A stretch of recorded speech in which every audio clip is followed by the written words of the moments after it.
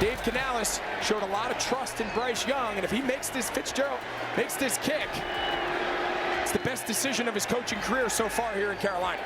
Fitzgerald for the win. It is good. The Panthers upset the Cowboys for one of Dave Canales' biggest wins as the headman for the Panthers.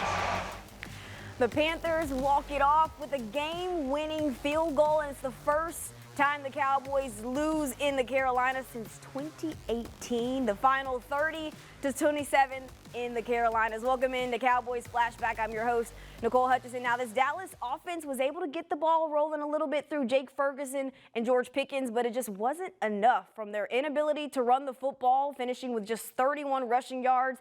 They missed opportunities in the red zone, and overall just not able to move the ball consistently. That ultimately cost them. Now, on the defensive side of the ball, they struggled from start to finish, and you talk about the opportunities that they allowed Rico Dowdle to rush for nearly 200 yards, and they gave up almost double the amount of total offensive yards that the Cowboys were able to put together. It's crazy because just a week ago they put together one of their most complete games, and this was supposed to be a step forward, but instead it was a gut check. Here's head coach Brian Schottenheimer after the loss. You know, they controlled the game, you know, on both sides, and you got to give them credit for that.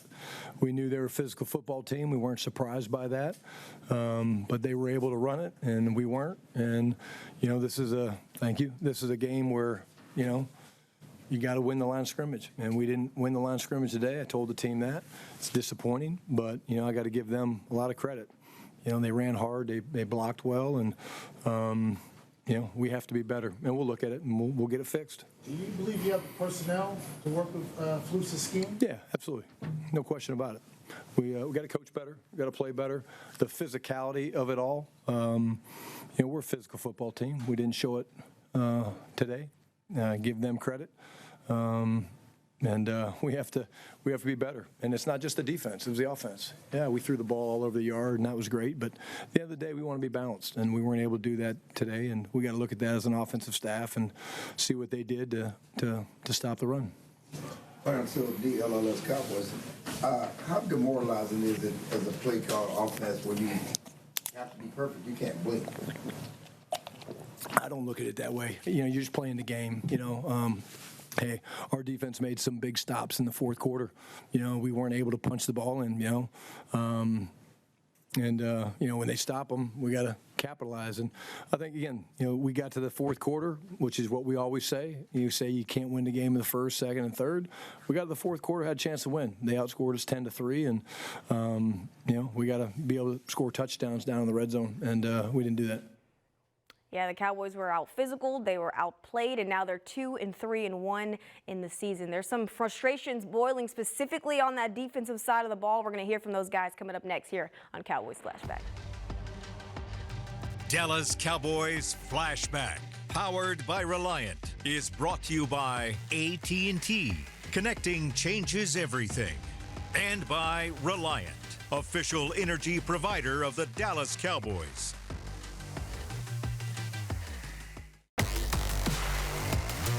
This segment is brought to you by AT&T. Connecting changes everything. They got to buckle up. I think they know for sure. I've been there 5 years. They didn't keep me there for 5 years for no reason. I definitely say that. But we're looking forward to playing those guys next week. And, we'll get to it. We'll handle that when I get there. Hey, y'all heard that, man. Rico Dowdle said buckle up, and he was not talking safety precautions. He was trying to put his former team, the Dallas Cowboys, on notice, and you know what he did? He stood 10 toes down on Sunday against the Cowboys. 30 carries, 183 yards, and averaging over 6 yards a pop. So take it even further. He had a wide-open receiving touchdown and didn't get past 3 yards and before he was touched on average. To take it even further, he was the first running back since 1970, undrafted free agent, by the way, to have over 200 scrimmage yards in back-to-back games. So it's safe to say that this Cowboys run defense was non-existent, but this pass defense does not get a pass either. This Carolina offense took advantage of them able to find some soft spots in that heavy zone coverage. Let's hear from Kenny Clark and Wanye Thomas postgame. They just, they play better than us. They control the ball. Just did a great job at controlling the ball, running the ball. we got to just clean it up. Did anything they do catch you guys off guard, or what did they do what you saw on film during the week? Yeah, we got to just clean it up. How frustrating is it though when they're able to have that much success running the ball like they did today? Yeah, it's frustrating. You want to stop the run, get them in passing situations. When we did, we was able to get stops, but they was able to stay on first and second down most of the day. Was it miscommunications or just got to be better? Or missed tackles, or was it assignments? I mean, just a little bit of everything. I mean, we all watch the same game. It's a little bit of everything. Communication, missed tackles, got to play more physical, got to set edges, got to be knock the line of scrimmage back, a little bit of everything. You guys are prideful guys, obviously, but giving up 30 points in 4 of 6 games now this season, how can you guys get back on track? The only thing I know how to do is lean on my work, and there's nothing that's away from us. We still in the thick of everything, so just got to get back to work. Keep holding each other accountable, and just get the best out of all of our guys. The only thing I know how to do is get back to work. What happened? Man, seen it. We just can't get a stop. That's it. How frustrating is it when you're running the ball with that much success? Pissed off.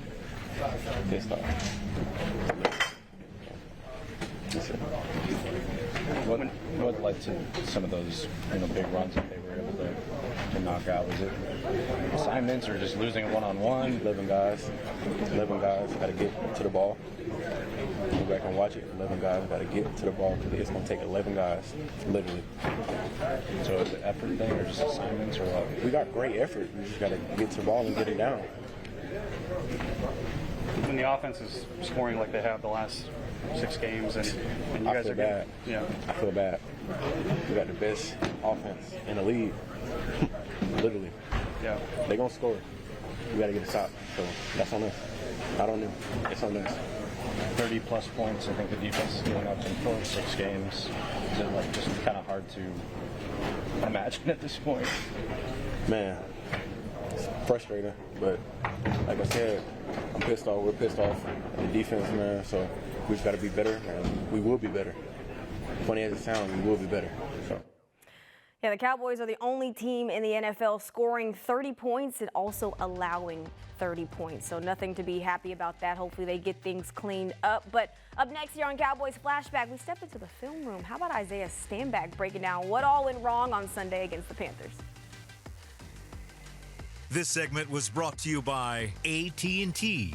Connecting changes everything.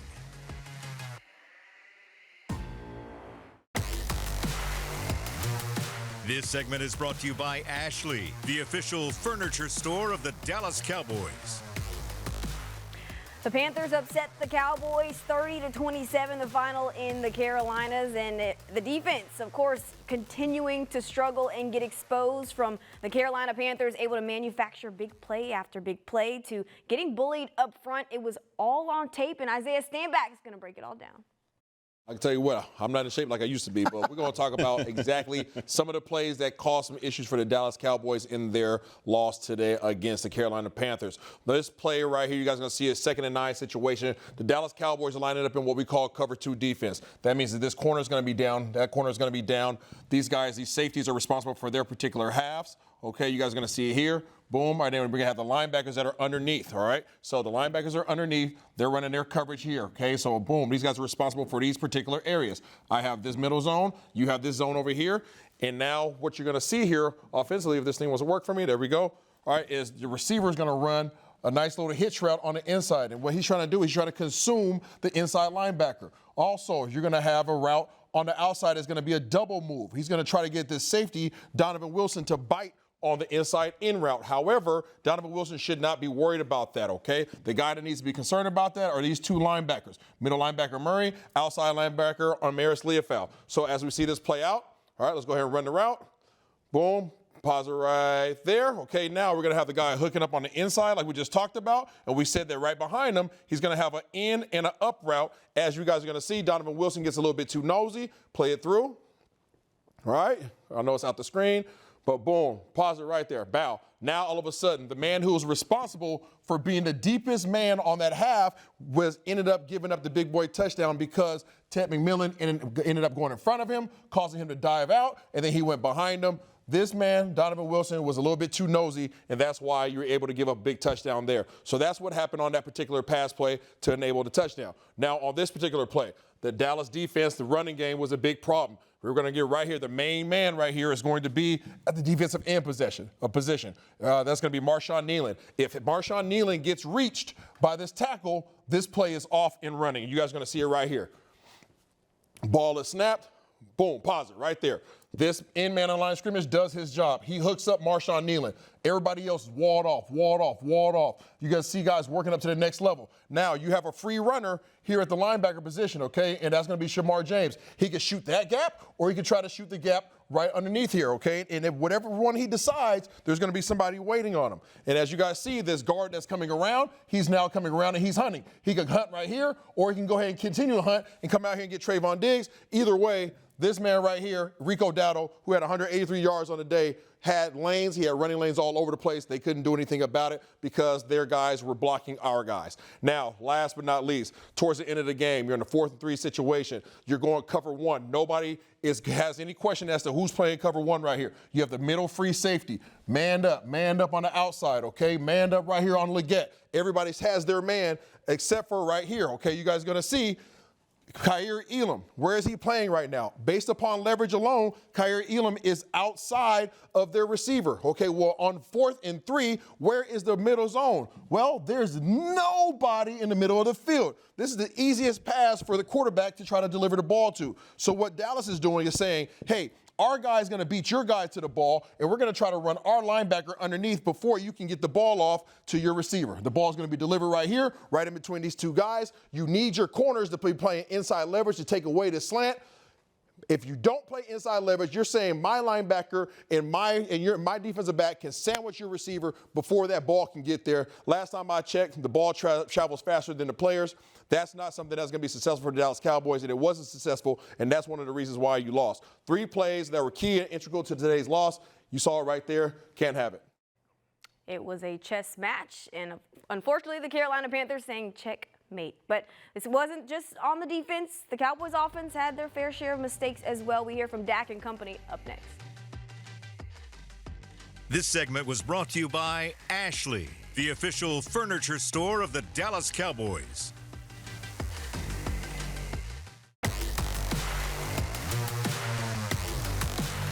Welcome back to Cowboys Flashback. I'm Nicole Hutchison, and there's one thing that the Cowboys can say aside from the Cowboys unfortunately falling to the Panthers in Week 6. Well, they've got a good pick in George Pickens. You see what I did there? 9 catches, 168 yards, and a touchdown. He was an absolute menace and has been since CeeDee Lamb has been absent. But to take it even further, I mean, how about that 3rd and 2 play where he was lined up in the slot, runs a slant, and takes it 34 yards to the house? He's been on fire, from blowing kisses to the Carolina fans to falling in the end zone and doing a little sleep celebration. Everybody's been sleep on him, but don't sleep any further. Here's Dak Prescott postgame on his wide receiver 1 in motion. I mean, he's just an elite receiver. He's an elite receiver. He's playing hard. He's understanding everything that we throw at him, whether it's in different positions. You saw him in the slot a lot more today, making big plays. And then after he gets the ball in his hand, some of the things he does is just only George can do. So he's just a special player. We're lucky to have him, and we're only going to get better each game. Can you just talk about the joy he's playing with? It seems like he's just having fun. Beyond For sure. Plays, he just. Yeah, I mean, no, you're right. It's contagious at that. I mean, obviously, I'm having a blast, but when you get to throw it to a guy like that and he makes a catch and you watch him do make the people miss afterwards, try to jump over him. He loves football, and you see it on Sunday. I see it all throughout the week. I mean, there's plays at practice, whether he catches a touchdown and does his celebration, or catches a big play and act like he's or I don't want to say act like it, preparing to, cut back and make people miss. That's who he is. That's the way he approaches every day when he comes in. And we're crazy fortunate to have him, but you see that every day that he touches that field, and when he's around the guys, he loves his teammates and he loves the game of football, and it's contagious and it's fun to watch.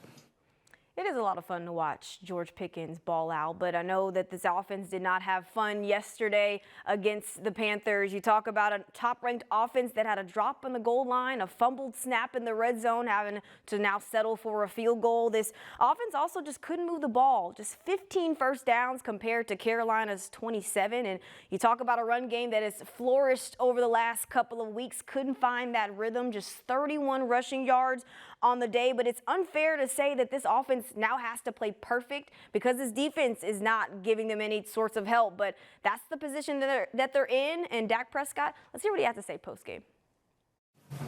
Dak Todd with ESPN. You said after the Green Bay game, these next two games will show you what kind of team you have after these last two games. What do you know about you guys? Yeah, I mean, we can play with anyone, but it's the NFL, and we've got to make sure that we're locked in because you can lose any game, and that's the beauty of the NFL, the parity. That's why the draft set up the way it is. It's why free agent is the way it is, and it's great. It's great. I mean, you get into a game like this, and you feel like you're going to win every second. Even the field goal block right there, Sam's jumping over, and with the block. In my mind, we're still going to block it, and we're going to go win this thing in overtime. So we got a good team that's grimy. We've got to find a way to win these games. That's the missing chink in the armor right now is whether it's the tied game or this game. We've got to find a way to win games, and if we do that, we feel a whole lot different in the locker room. Now, the reality is the team different.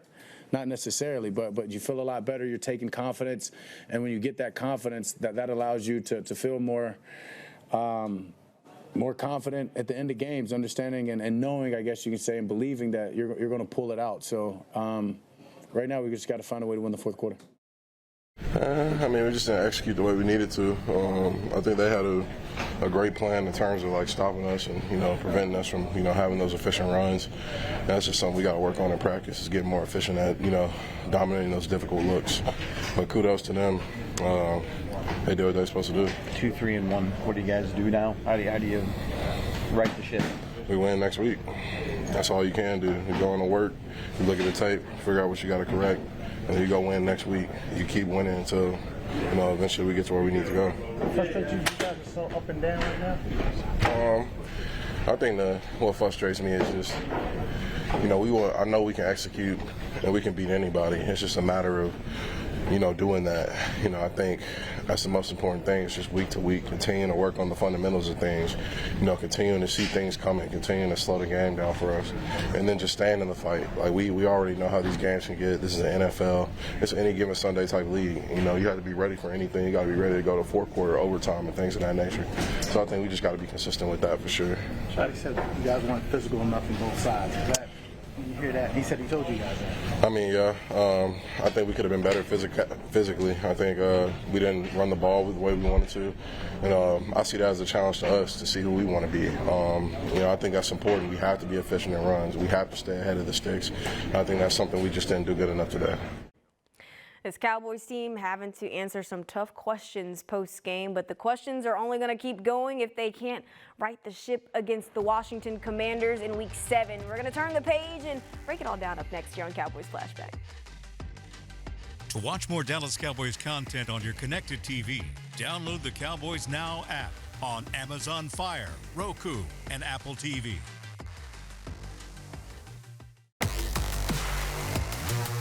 Dallas Cowboys Flashback, powered by Reliant, was brought to you by AT&T. Connecting changes everything. And by Reliant, official energy provider of the Dallas Cowboys. Oh, yeah. Definitely, after a loss, you never want to lose, especially a game I feel like we know personally that we had. You just got to finish drives. So definitely, like I said, disheartening, I'll probably say.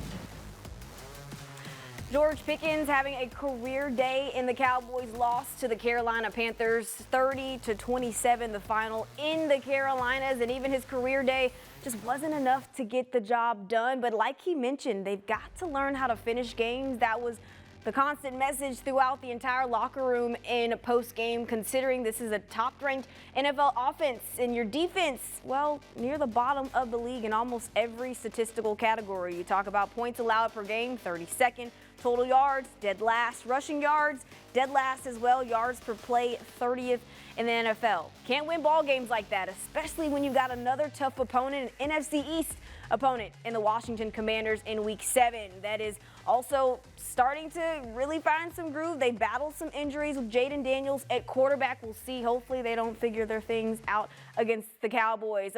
Like I said, this could have been, though, a win for the Cowboys, and they could have been competing for first place in the division. Well, now they're trying to fight to stay in the mix of it all. But anything's possible, right? You saw what the Giants did to the Philadelphia Eagles, but it's a 3:25 kickoff. Cowboys 2-3-1. Hopefully they can fix it.